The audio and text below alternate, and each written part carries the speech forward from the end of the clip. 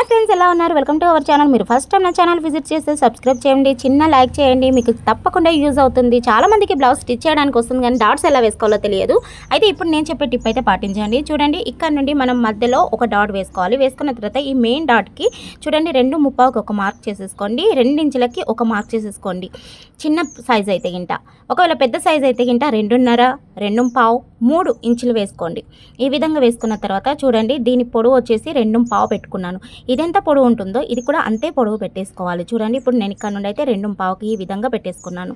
ఇలా మనం వేసుకున్న తర్వాత ఇప్పుడు థర్డ్ డాట్ కూడా ఇదే విధంగా ఇదే మెథడ్లో ఇంతే దూరం వచ్చేటట్టు ఇక్కడ చూడండి మధ్యలోకి వెళ్ళి ఇలా రావాలి. ఇలా వచ్చిన తర్వాత మనం ఒకసారి ఈ టిప్ అయితే పాటించాలి.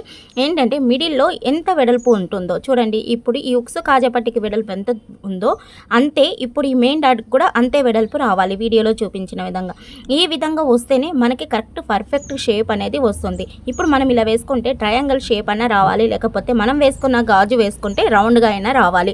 ఆ విధంగా వస్తేనే మనకి కప్ సైజ్ అనేది కరెక్ట్గా రౌండ్గా ఫిట్గా వస్తుంది. ఈ టిప్ అయితే పాటించి మీ కస్టమర్కి బ్లౌజులు స్టిచ్ చేస్తే మీకు గిరాకీ వద్దని